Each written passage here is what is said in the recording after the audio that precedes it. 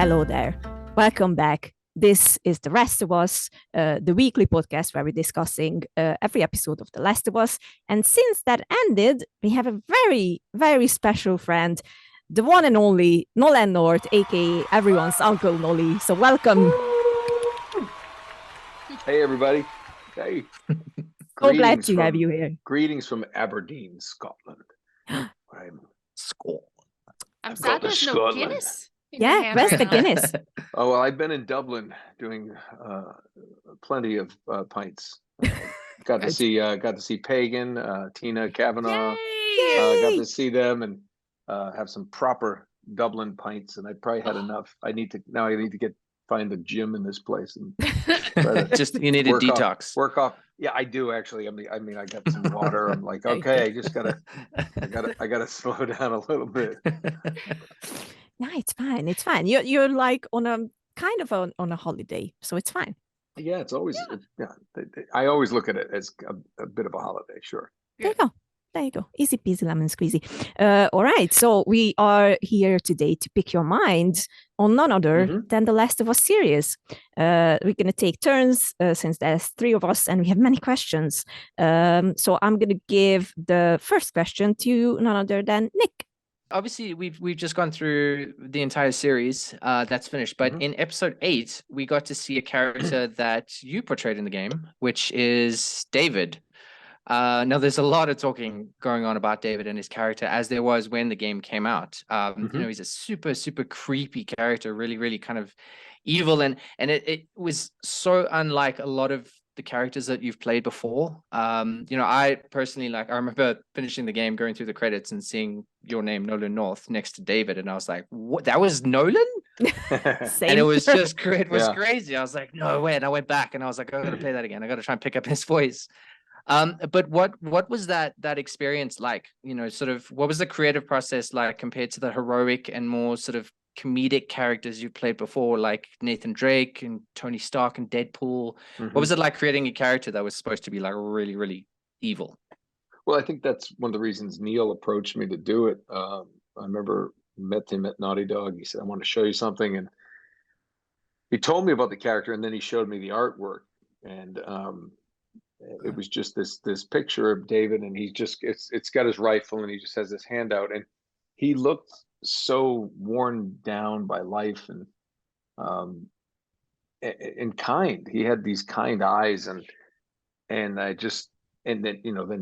Neil explained what the storyline was, and I was like, well, I wanted to find the right voice, because I kind of leaned into how he had to be trustworthy. He had to be kind. And so I approached it the same way I do any role. It's just, you always want to find something within yourself that can bring people in. I don't like bad guys who are like the mustache twirling bad guys necessarily. That's just sort of like, let's go Die Hard, like Alan Rickman. Yep. You love to hate him. And the more frustrated he got, the more pressure got on him, and he was very charming and everything was fine, and then things went downhill when more pressure was applied. I think it's very similar with David. Bad guy doesn't think he's a bad guy. He's just doing his thing his way. And so I think if you find the charm, find the kindness in him, that's what I certainly tried to do. And that's where, the voice, you wanted someone who everything's frenetic. The world is crazy and there's people panicking. Clearly they're hungry. There's, he doesn't really snap till she breaks his finger. True. I mean, it's like, and he saved her life. They were going to kill her and he protected her. And now he puts her in people like, then he put her in a cage. Because she's going to wake up and freak out. He wanted to talk to her.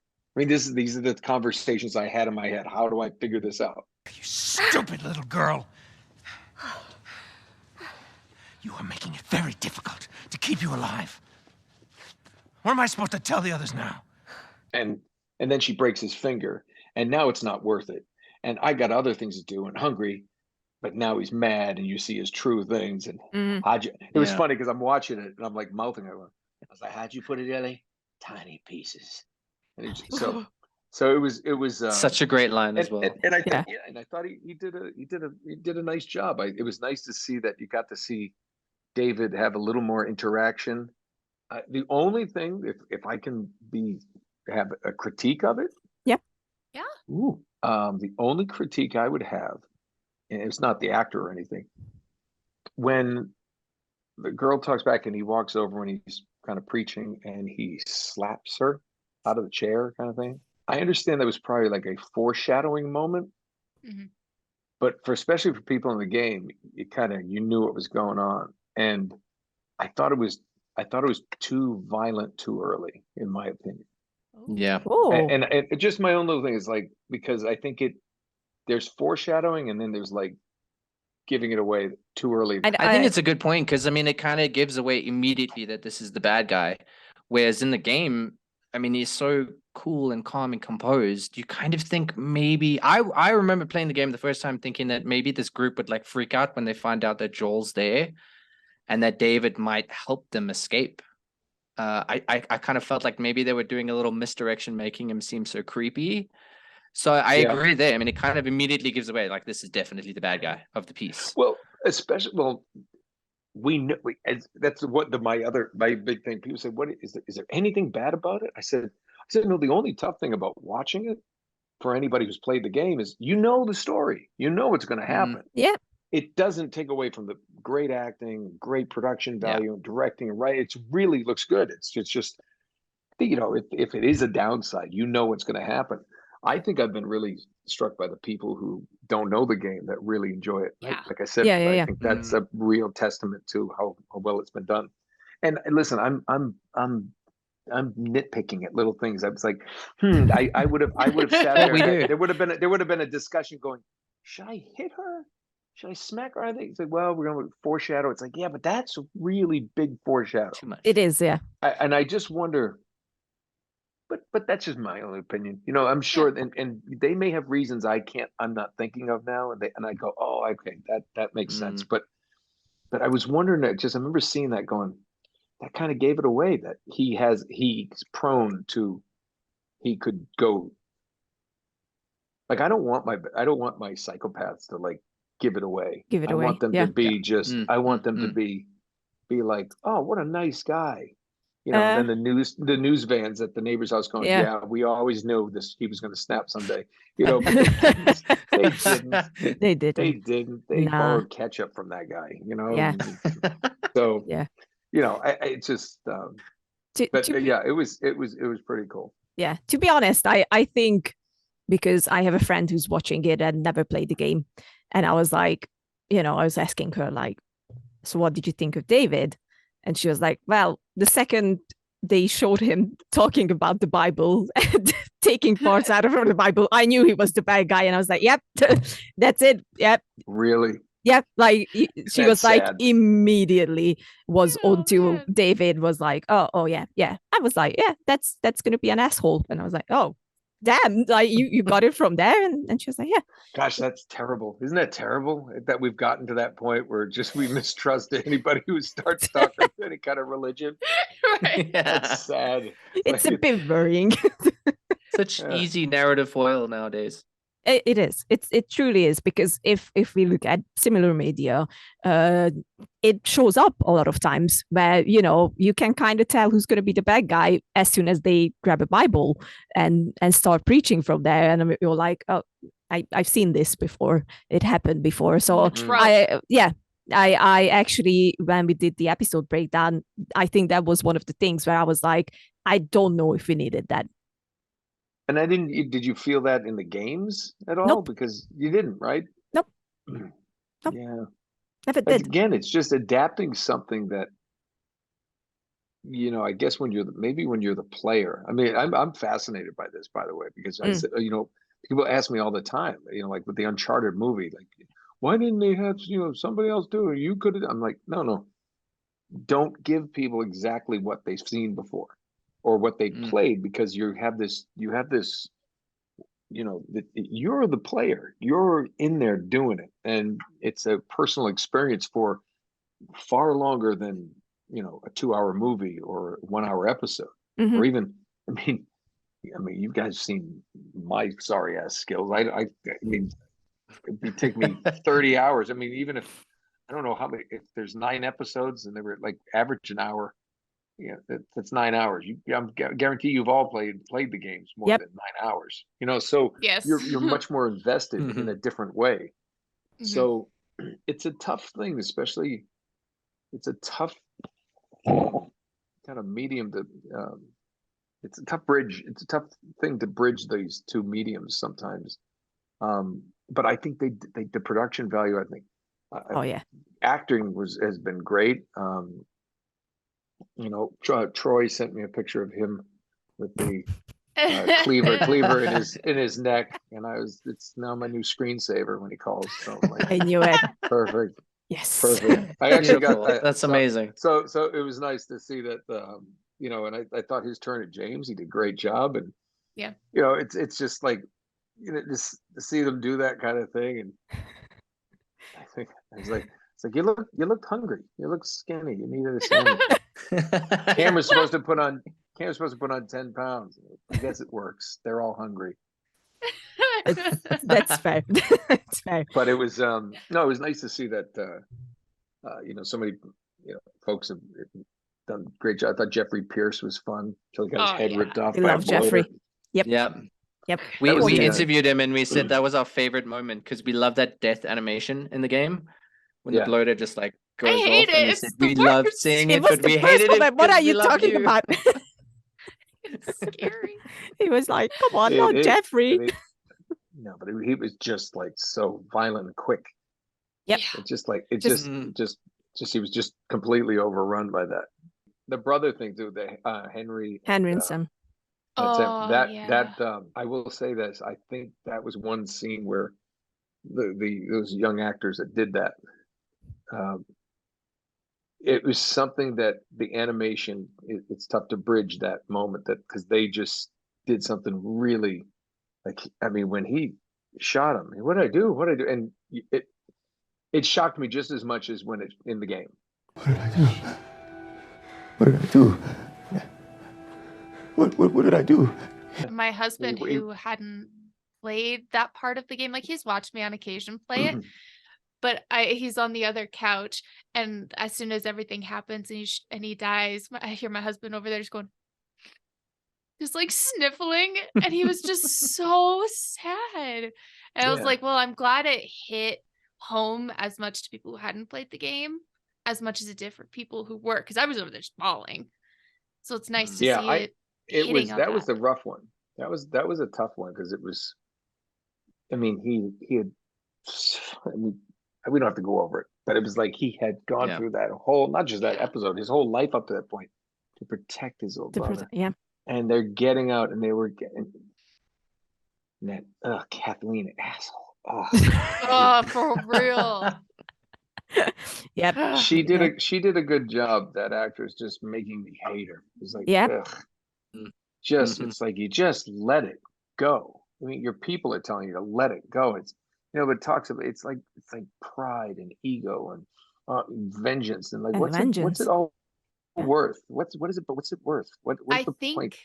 It's foreshadowing for the second game and the immense amount of rage. I think it was just a little bit of like, hey, here's a little taste of what you can experience in the second part. So I think that kind of was their motivation behind it, at least from my perspective. But what's your first impressions of it? What do you guys? You tell me what have you thought so far? Liked it. Lily, you have to go first. Yeah, Lily has to go first. She's the salty one. I'm very salty about it, like the whole thing, because I really liked it.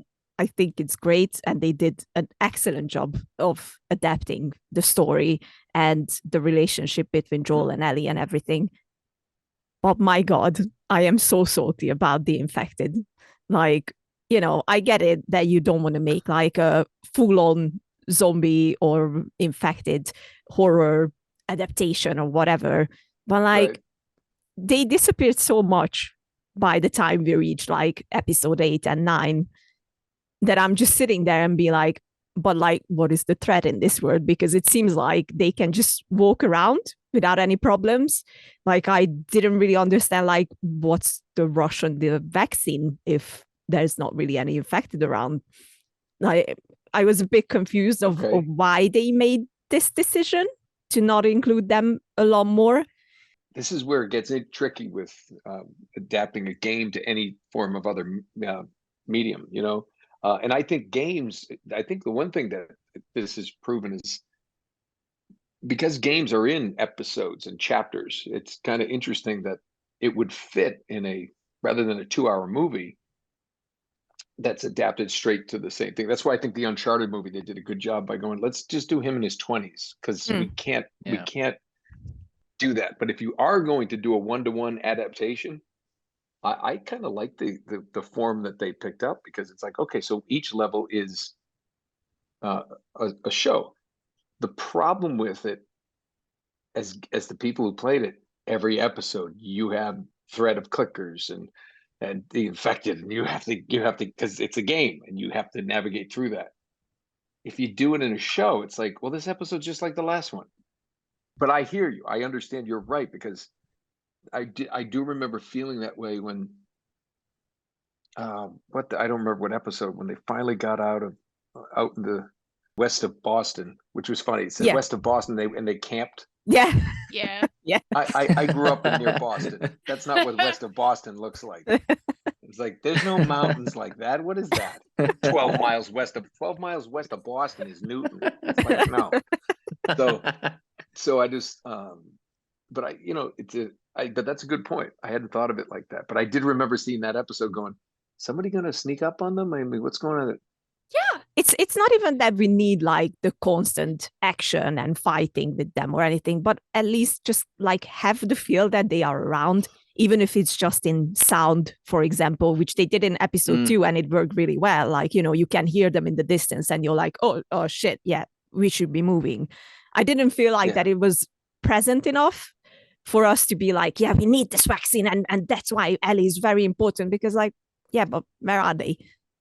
Like, yeah, I think, well, I know what you mean. That feeling like when that episode, I think it might have been 2, with Tess, when the root system of the start, and they all wake up, and you're like, oh no, that dread.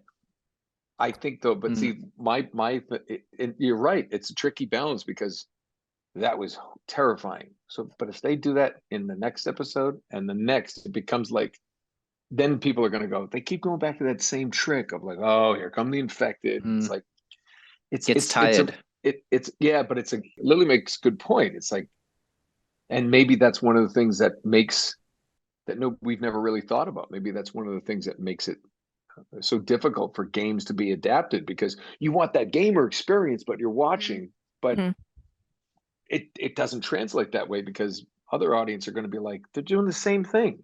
It's like, well, that's kind of what a game is. It's just different environments, and it's, you have different. That is so true. When you're watching, I mean, I had never thought of it before you said that, and it's like, that's a really interesting premise. But but I think, what was your favorite episode so far? I have mine. Ooh, episode 5. You go first. The first one. I loved 3. It wasn't part of the game. Maybe because it wasn't part of the game, but I thought that was one of the best love stories I've ever seen. It was the most. It was the most compassionate love, not necessarily with sex. It was love between two human beings, but it was human beings, no matter their age or their gender or anything, without any societal pressure.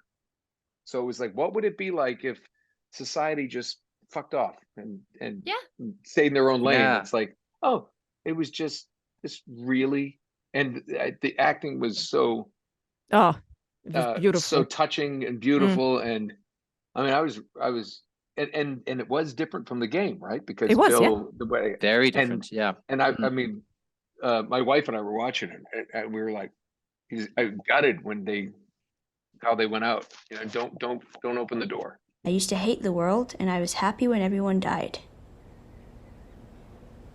But I was wrong, because there was one person worth saving. And just to get back to David, my question is what was the hardest part in playing David? The hardest? Mm-hmm.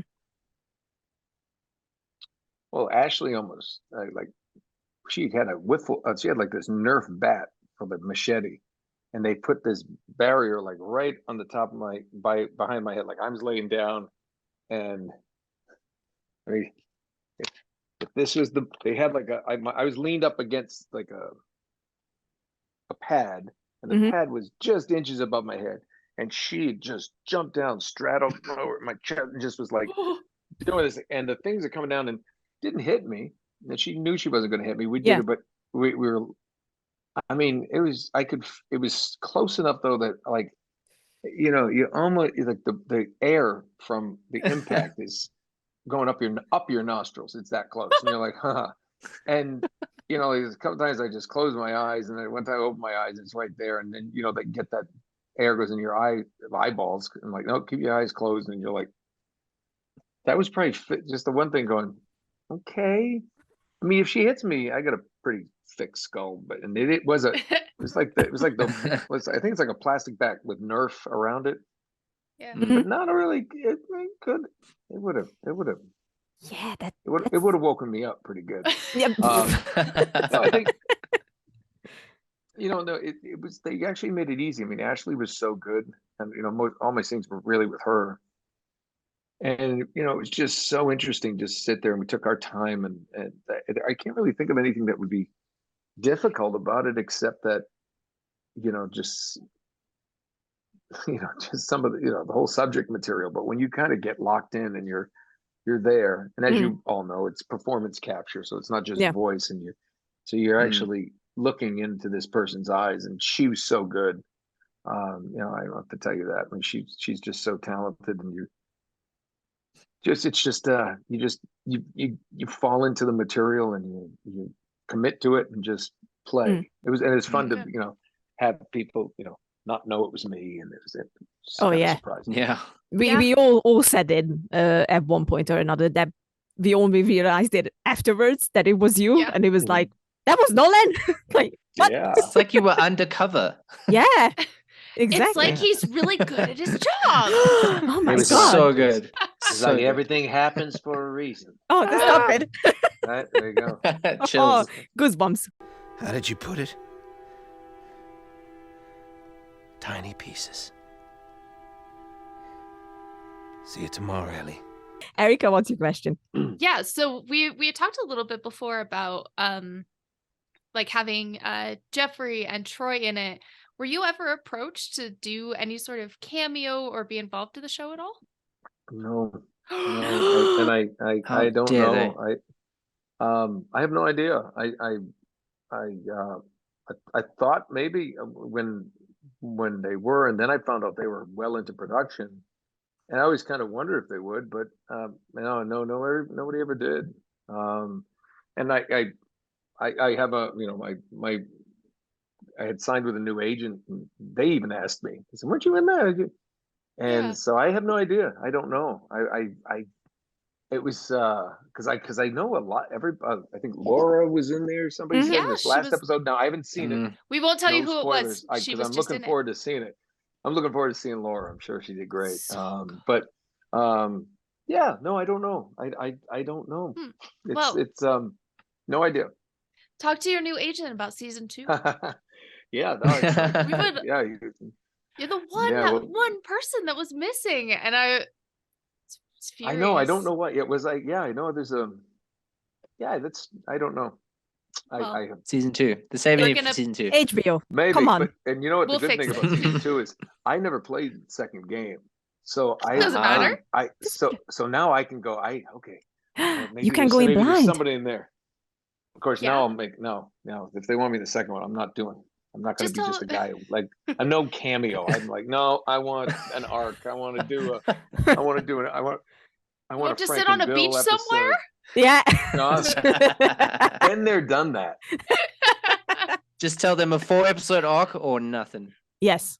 Yeah, It's gonna be, I believe, 2 seasons, so you've got some time to do it because they're expanding it. It's they like just like the first. They have to call first. I can't We'll sit there and petition. go, please. We'll do it for you. We'll do it for No. you. It's fine. HBO, Oh, it's call okay. Nolan It's now. okay. I'm sure maybe that I have no idea. It's just maybe it has to be. You have to find the right part. So if there wasn't something that kind of made sense, then it's probably maybe that's the reason. I have no idea. Come on, Yeah. right? Come on. How can they left you out? Like, come on. We love at least being able to have you here. Yes. Because now I am truly the last of us.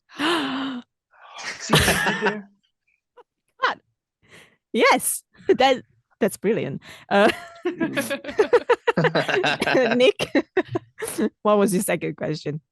I wanted to. This doesn't really relate to the show or the game too much, but I wanted to ask, how does acting in motion capture, performance capture differ from acting for like the live action medium? And is there one that you prefer? It really doesn't differ much. I think Andy Serkis said nothing but wearing digital makeup. Yeah. And it's just a brilliant line, because it's I always have compared it to black box theater, which is very sparse theater. It's usually where you start out because there's no money for anybody, even props or anything. So you're literally in a black space, and you may have maybe a table and a chair or whatever. Yep. So it's just, you're relying on your imagination, and Gordon Hunt, who directed all the Uncharted, was great at and really taught about how you really, in that kind of space, really be specific. Every movement has a point. Just walk around and, I'm doing a speech now, so I have to walk around and do it. No, it's just everything, every look, every turn, it's don't just do anything, just because everything's going to be magnified, especially when you're playing the lead character, that the camera's on a lot. You just, every turn, every little sideward turn is a glance could be, oh, what's he looking at? Because you're locked in with your main player character. What do I prefer? There's something really nice about showing up and putting on that and working with the other actors and not having to go through hair and makeup and the wardrobe and then sitting around in your trailer waiting to go. And then there's something really nice about getting in the makeup and where, you're playing an attorney and you get to wear an actual suit because, Alec Guinness was very famous for, and many actors are, but Guinness is the one I learned about it, was making a character from the outside in, and what you wore, dictated how you might stand or walk and the way you may use your hands. If you're a doctor in scrubs, it's going to feel very different than you're playing a Game of Thrones and you have a heavy throne and a cape or something. What your stuff, your props and everything can kind of help inform you of your choices of a character. So true. But both of them are great because the one thing that I miss sometimes when I'm doing just pure voiceover stuff or animation or anything in a booth in the studio or in my home booth, I'm alone. I'm doing it just like this. We have Zoom and then we have but you see people digitally. And even now that the pandemic is kind of, well, it's not over, I guess, technically, but things are getting close to what, or a new normal is being established. There are no more on-camera, even for my on-camera stuff, it's all self-tape. You go tape it in a room and you send in that take rather than go to an office, wait, read in front of casting people and producers, until you get to the callback level. Or if they're doing chemistry reads, everything is remote. And that's kind of, I'm kind of a bit of a social creature, and I like being in the room with someone, and then they go, love that take. Hey, you know what? You have time. Let's try it this way. I want to.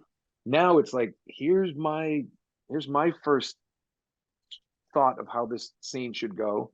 Yeah, and it's tough for me because, like, especially I've read for comedy recently, and it's hard to pick what you can say a line a certain way, and you can say that line a different way. And and now I'm going, which one? Which one do I send? And I usually would just get 3 choices and then let whoever's not my wife will pick. Let the dog look at it. Just put your paw.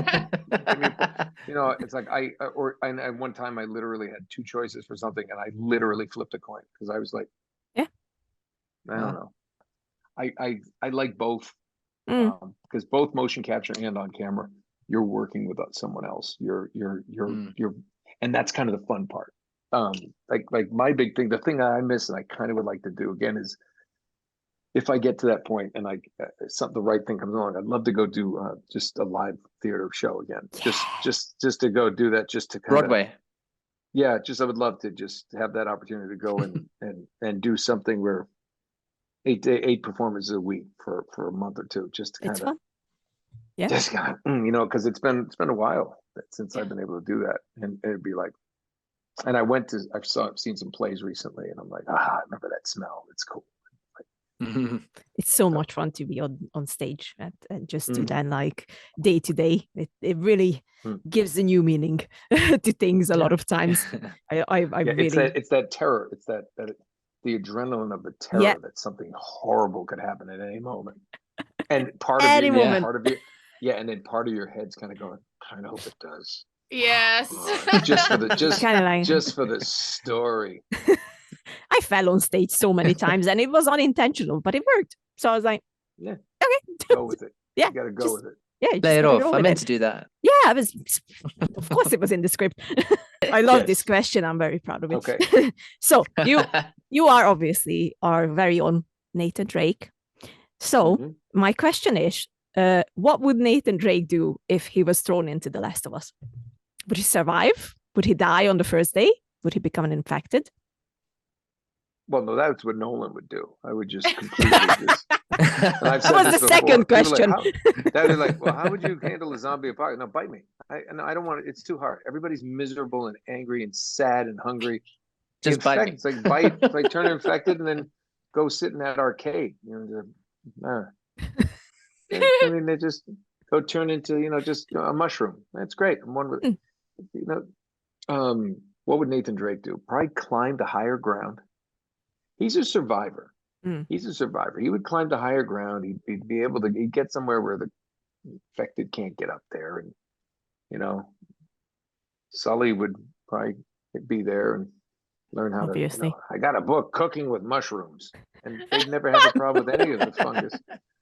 Yeah, mushroom soup. And they try to get everybody, and they would build like some kind of a fortress and,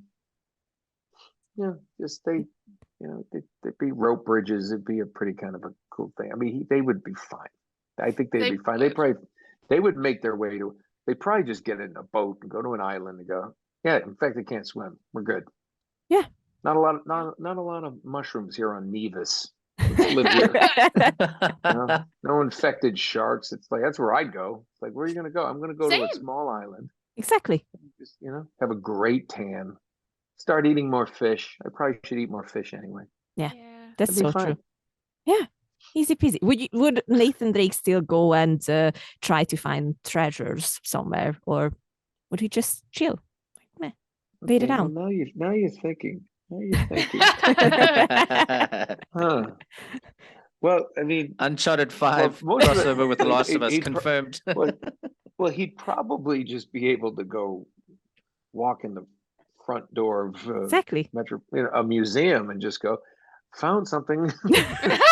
It's like there's no competition anymore. But Sully be like, what's the point? No, you can't sell it. So Sully would be like, I know I have all the money in the world and money means nothing now. Nothing to spend it on. Yeah. No, he Nathan Drake's a survivor, so he just 100%. That's the answer I was looking for. Like, Nathan would live. Because we're gonna spoil it for you just a tiny bit, on part 2. Itty bitty tiny spoiler, because in part 2 you can find the ring. Cool. So it's like, wait. I just assumed that was like, a gamer put it in a safety deposit box, and Uncharted was still a game. Okay. Yeah. Yeah. You know, Yeah. like Joel and Ellie Yeah. would have played, you know, last Uncharted. I mean, Okay, that makes sense. Okay, I'm not happy. I'm not happy knowing that. All right. We're gonna let you go. We are very grateful that you came along to have this conversation with us. I'm certainly grateful. I love that you have Nathan Drake behind you, running and Of jumping course. there. Isn't it great? Of course. In Yeah, action. like that. I wanted to show this to you if we meet at a Comic-Con, but we haven't met since 2019, which is atrocious. So I'm like, Which one was that? it was the MCM, the London one. In London, right? In London. What do you got? But since then, oh wait, I have to move my camera. I don't know if you get. I got it now, finally. Nice. Looks so good. I wanted to show it in person, but like, this works. Okay, well, This works. so my son on his 18th birthday wanted to get a matching tattoo for his 18th birthday, and he did it, and I ended up. You did. Oh, whoa! Yay! Look at that. Sic Parvis Magna. Amazing. So Can you cool. see it? Yep. Yeah. That looks perfectly. amazing. By the way, Yes. when the GNA got into like the armpit, Uh-huh. a little spicy. It I is was like, spicy. but it was It so is. fast. The guy was great. He's freestyling Oh, chin Wow. line, and he did it. My Gorgeous. son put it here. Ooh, that part Oh. for me hurts. So cool. Yeah, and it was actually fans that told me for years. They're like, we got to do it. You got to do it. And I was You gotta like, do it. yeah, I just don't know when. And I Had to. this is the right part. And then my older son Cooper, he got Love a Cooper. great compass on his forearm. Yeah. Yes. That Yeah. and I always want to kind of put that on my wrist. I just hadn't gotten around to it. And I kind of want him to go with me. So That'd be Oh, yeah. great. because that's what if you're gonna do. I mean, not everybody likes tattoos, likes ink, but it's like I always just like if it. I like the stories that I know. I mean, I've met some people Yeah. like, I just want to do this, and like, well, what's it mean? What's the? Exactly. And they're like, oh, I just, And, I like the meanings. I You gotta like have things with meaning. the meanings. Yeah, I like Yeah. things with meanings. No, but the other things though, Lots of and this is meanings. my thing that I tell people, like, I'm not. That's just my opinion. It's like, for what's good for me might not be good for someone else. It's my thing. I always tell people, life would be so much easier if everyone just kind of stayed in their lane. Just stay in your lane. It's like because if I stay in my lane, I won't bump into yours. And it's just like, well, I want to drive this fast in this lane. It's like, oh, good, go drive over. Good for you. Like, you don't mind? I'm like, no, doesn't affect me. I'm happy. You just do your thing. I do this because I like this. You like that? Good. Yeah. So you want to Exactly. sleeve it up with something? I will. Oh yeah. I'm already My- working on it. No, I This. met somebody who sleeved up, and they were getting down to the wrist, but they started shoulder down. But it was just there was no design. It was just they blacked Just- out. blacked out everything, and it was just. I was like, so what does that represent? He goes, I just think it looks cool. I was like, oh, Fair enough. I was like, you could just put, you could put some just like Just a black sleeve. gasoline and set it on fire. It'll hurt, but it'll be a lot quicker. It's true. And cheaper. One of my next cheap. tattoos that's lined up is the ghost from Destiny. Eyes up. It's a little ghost. Nightfall is upon us. And Yeah. I actually did want to tell you, I had no idea that you also played the newscaster. I've got like Colorado. so even after I went back, because I'm still playing, and I've been listening to a couple of more of them, I cannot hear any semblance of your voice at all. And I'm just like, you know what's sad? it's so good. I don't remember what I did for that voice. We recorded that like the end of last summer. Oh, really? We had to get a bunch of stuff, and they were Yeah. still animating to it. So I don't remember what that voice sounded like, and It was almost had like an accent. I don't remember exactly what it was or what kind of accent, but it's just Colorado, right? Is it? Yeah. Miso Colorado or something like that. I gotta have to pull something up. I know I have a copy that they sent me, I think, but I need to plug in my PS5. Oh my god, yes. Yeah, but No, I've gone back and Jisoo it's so good because I Oh, thanks. still can't Yep. tell that it's you. Yeah, but No, that's kind of the point sometimes. Exactly. I remember when they, when I had to fill in for Nathan for Kate 6, and And it's like, I told him, I said, hey, why don't you just don't credit me? Just don't credit me. Just leave it alone. You don't have to credit me for this, and we'll just none the wiser. Let's just do that. And they said they were going to, and then it was like they credited me. And I'm like, Oh. I was like, no, we didn't need to do that, because I didn't want people upset, because Cade Six was my favorite character. So Same. And then Nathan was doing the rookie and filled in for that one thing, and then I looked at him like, it's death scene. You gave me the death scene.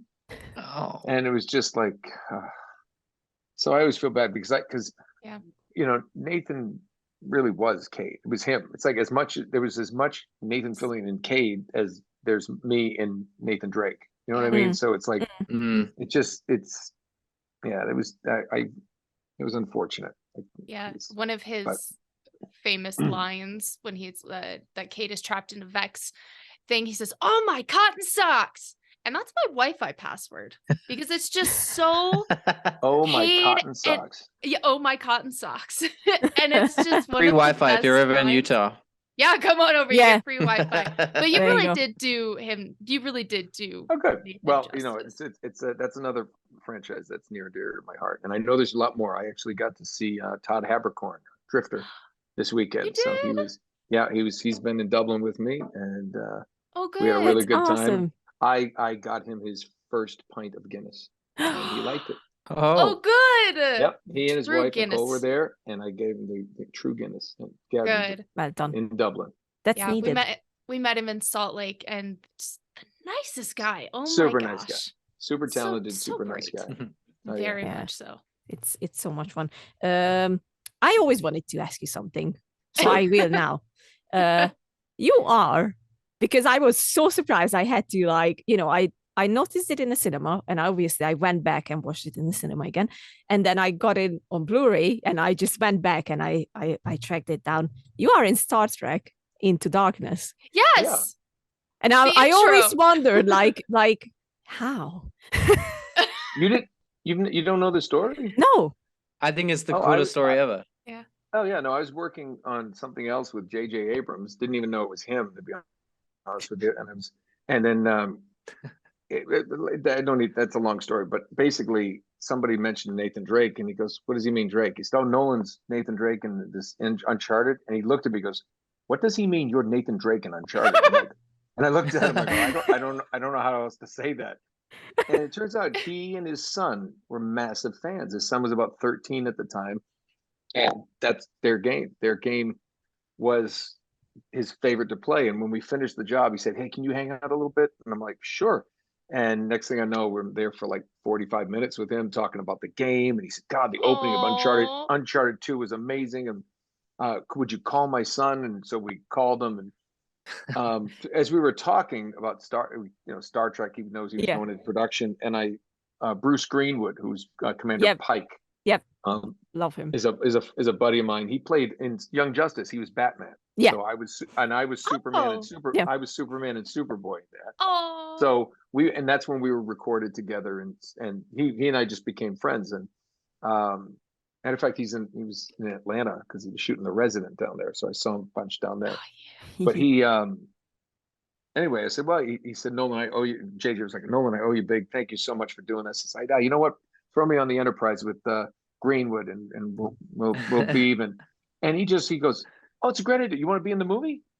And I went, "What?" And he said, "The movie. You want to be? We can find you a spot in the movie." And I'm like, "Well, I'll audition if you want." He goes, "No, I know you can act." He goes, "You can't play Kurt, obviously, but we'll find something. It'll be fun." And I'm like, "Sure." And then like nothing happened for 2 months, and I figured, no big deal. I forgot all about it. And then I got a call from an agent who I ended up firing because they were like, "We got this call from J.J. Abrams or Sony and Paramount. Why don't you do this thing?" And they said, J.J. Abrams. And we were like, "Whatever." Because you don't know him, right? And I was like, "What do you mean, whatever?" They thought it was a prank. Then finally he emails me. And he's like, "Hey, I'm trying to get in touch with your people." So they set the deal, and I said, "You're done." It was terrible. It was terrible. I have not had great luck sometimes with them, but no. So and if you watch the movie, everybody on the bridge, I actually had I think a short scene with Peter Weller got cut. I had a couple other lines, but then JJ passed them out to a couple other people on the bridge. Yeah. And one of them is a buddy of mine. He's in most of the Farrelly brothers movies. He's friends with the Farrellys. Rob Moran. And Rob Moran is one of the guys like sitting where I think Sulu would have sat. Mm-hmm. Or Chekhov. He's sitting, so Peter Weller's in the middle. I was up to the right, like where Spock used to stand, technically. And Rob Moran, and he was the bad guy in Kingpin with Woody Harrelson and everything. Great guy. His daughter and JJ's daughter played soccer together. Okay. So he said, "Hey, you want to come do the movie?" He's like, "Sure." Usman Ali, who was actually MODOK and he's done amazing stuff. JJ saw him in a play and said, "Would you like to just be in the movie?" So he just kind of found, JJ. like things that he fans, friends, or family. And and the funny thing is we were there for about a week and 9 days or something for that one little scene. Wow. Because we were in evidence, like when Cumberbatch is crushing Peter Weller's head. I had been shot, so I'm like lying there on my side watching the whole thing on the ground, all the cameras. It was amazing too, because I mean they built a spaceship. They built a starship. So cool. And Simon Pegg was amazing. Oh, Cumberbatch. I love Simon Pegg. Yeah, he was a great guy. They were all nice, and I actually saw Peter Weller at a convention, and he kept looking at me. He goes, "I know you." I said, "I'm the first officer from the USS Vengeance that survived." Yeah, this was us. Before we go anywhere, there are two things. One of them is there's a gift coming your way, Nolan, at this Comic-Con. Not now. not dropping by now. Walking through the door. No. It's gonna be at the Comic-Con. I have a great friend coming to you, bringing something from me. So hopefully you're gonna get that. And the second thing is, I think the CouchSoup members and watchers and listeners would kill us if we wouldn't ask you to do us an Uncle Noly advice at the end of this. So, look, they would murder us, so we're kind of in a tough spot. Hold on, let me see if Uncle Noly. Hold on, give me a second. Let me see. None of us knew this was going to happen. Can't do no. Can't really do it, honestly. Gotta have some kind of a head. Yes. All right. Here's your problem. Clickers. Okay. Here's the thing. They're mushroom heads. Okay. So what you need to do, you need to cook up a little risotto, Parmesan, little Parmesan Reggiano. Boom. Get in there. Some thyme. You can use potato gnocchi if you don't have it. You get the mushroom head, sit down, swap, get that in there, get it good. You hallucinate a little bit. If you get infected, who cares? It's a beautiful meal. Boom. And your mother's a beautiful woman. Uncle Noly knows. Just get bit. Who cares? Fine. Go with the flow. That's what you do. That's what Uncle Noly does. How do you handle it? I let him come up there, get a little taste, let him bite me on the ass. I don't care. Boom, right? Then you go off. Hey, you get infected, you go to the bar. You stay away from the people that zone Joel and his friggin' guns and his knives. Yeah, just let him go. You see Joel coming, he's like, get away from my girl. Yeah, no intentions for the girl, okay? There's a pedo out in Colorado or something looking for a piece of that. The point here is, all I want to do is go get a pint and, maybe chew on some friends, all right? But I'm going to leave you out of there. Nice little quiet spot. Uncle Noly knows. Hey everybody, thank you for joining us today on CouchSoup as we have a lovely chat with Nolan North. Very grateful to have him here. As season 1 of The Rest of Us comes to a close, there is not much left. The only thing left is we're going to be binge watching The Last of Us, and then we'll be doing a review to see if it's any different pacing wise from week to week. But if you're interested, go ahead and become a member. You can see some stuff early as well as join our community. And we've got some special shows coming down the pipeline that will also have some exclusive access. So go to couchsoup.com/membership. And if not, Drew approved.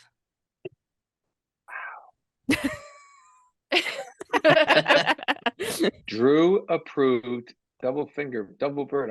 I can't wait to talk to him about this. He said he loved it. So We we His got it idea. in writing too. So Oh, I bet he likes it.